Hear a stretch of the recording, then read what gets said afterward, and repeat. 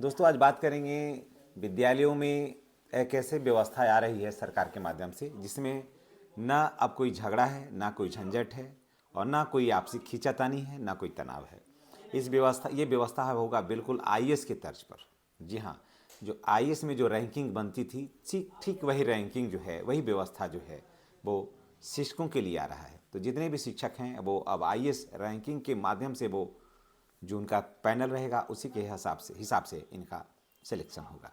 इसी के हिसाब से इनकी वरीयता का निर्धारण होगा। दोस्तों देखिए, सबसे ज़्यादा विद्यालयों में इस समय झगड़ा होता है मध्याह्न भोजन को लेकर के। मध्याह्न भोजन एक ऐसी कालिक है जिसमें शिक्षा व्यवस्था को सबसे ज़्यादा अगर बर्बाद किया है विद्यालयों में तो मध्याह्न भोजन है। और अभी तक मध्याह्न भोजन रहने की वजह से ही ये सब लड़ाई चलती है। और जिन विद्यालयों में मध्याह्न भोजन नहीं है या फिर जहाँ जिस प्रखंड में मध्याह्न भोजन नहीं है वहाँ शिक्षकों में ऐसी लड़ाई नहीं होती है। छात्र बढ़ गया, छात्र नहीं बढ़ा, अटेंडेंस बना दीजिए, अटेंडेंस कम हो गया, ऐसी बातें चलते रहती है। तो अब आपके पास एक ऐसी व्यवस्था आ रहा है कि जिसमें आपको कोई झगड़ा झंझट होगा ही नहीं। जी हाँ, हम बात कर रहे हैं विद्यालयों में वरीयता को लेकर के। जी हाँ, बिहार सरकार ने शिक्षा विभाग में एक नई पहल शुरू की है और खबर आ रही कि सरकार शिक्षकों के लिए एक नई रैंकिंग व्यवस्था लागू की है और जिसमें कि उसका सम्मान भी बढ़ेगा और जो लोग प्रभार को लेकर के आपस में खींचातानी कर रहे थे वो भी समाप्त होगा। नई व्यवस्था के तहत विद्यालय प्रधानों की रैंकिंग जिला स्तर पर की जाएगी और रैंकिंग का आधार उनकी योग्यता और अनुभव के आधार पर होगा। यानी कि जिनका योग्यता सबसे ज़्यादा होगा और जिनका रैंकिंग सबसे बेहतर होगा और जिनके पास सर्टिफिकेट सबसे अच्छा होगा वही रहेंगे विद्यालय के प्रभार में। और सीनियर कौन होगा और जूनियर कौन होगा वो रैंकिंग ही तय करेगा। अब नीचे स्तर पर भी कोई पदाधिकारी इसको तय नहीं करेंगे। इसे बड़े अधिक और छात्र संख्या वाले विद्यालय जो रहेगा वहाँ पर अधिक अनुभव वाले और अधिक योग्यता वाले विद्यालय दिया जाएगा। जी हाँ, जैसे 1 to 5 में किसी विद्यालय में मान के चली कि 60 बच्चे हैं नामांकित और किसी ऐसे प्राथमिक विद्यालय हैं जहाँ पर 150 बच्चे नामांकित हैं, तो 150 बच्चे जहाँ नामांकित हैं तो वहाँ वैसे शिक्षक जाएंगे जिनके पास अनुभव भी रहेगा और जिनके पास योग्यता भी अच्छा रहेगा। तो ऐसे लोगों का वहाँ जाएंगे। कब जाएंगे? जब वहाँ पर विद्यालय प्रधान काम नहीं करेंगे तब।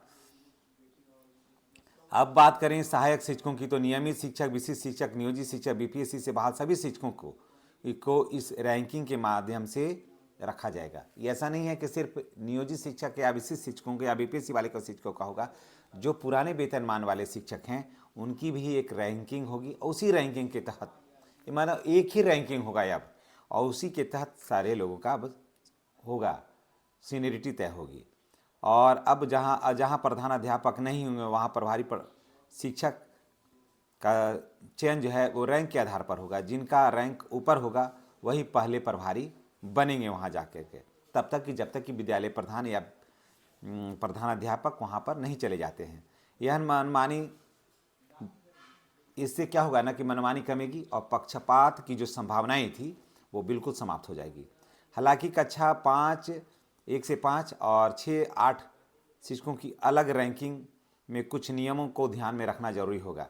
विशेष रूप से यह सुनिश्चित करना होगा कि प्रभारी वही बने जो नियमानुसार पात्र हों ताकि कोई विवाद उत्पन्न नहीं हो।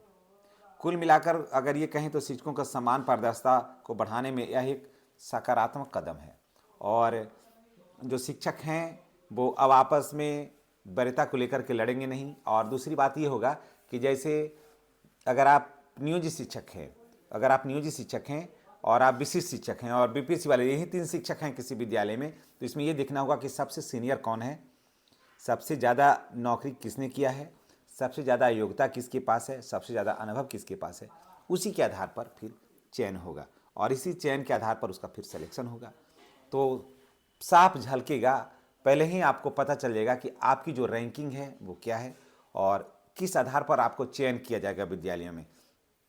तो ये व्यवस्था जब आ जाएगा ना तो आपको किसी तरह का कोई झंझट नहीं होगा और विद्यालय के प्रभार को लेकर के जो आपस में खींचातानी होता था ये समाप्त हो जाएगा। जैसा जानते हैं लगभग 7,000 से ऊपर जो आवेदन आए हैं शिक्षा विभाग को जो प्राप्त हुए हैं विद्यालयों से, वो ज़्यादातर शिक्षकों के ही आपसी रंजिश, लड़ाई झगड़े, गाली गलौज, मारपीट, छीना झपटी को लेकर के हुआ है। शिक्षक क्या करते हैं कि एक से लेकर के फिर दूसरे का वो वीडियो बनाते हैं, वीडियो बना करके सोशल मीडिया पर वायरल करते हैं। परिणाम क्या होता है कि इसमें विद्यालय की बदनामी होती है, शिक्षा व्यवस्था की भी बदनामी होती है और सभी लोग इसमें बदनाम होते हैं। तो अब ये व्यवस्थाएं जो है ना वो अब समाप्त हो जाएगी और अब उसकी एक रैंकिंग होगी और एकदम साफ झलकेगा कि नेक्स्ट प्रभारी जो हैं या नेक्स्ट प्रधानाध्यापक कौन हैं या विद्यालय में हमारा सबसे ज़्यादा सीनियर कौन है, ये बिल्कुल साफ साफ और बिल्कुल तय हो जाएगा। तो चलिए इसी के साथ हम आपसे विदा लेते हैं।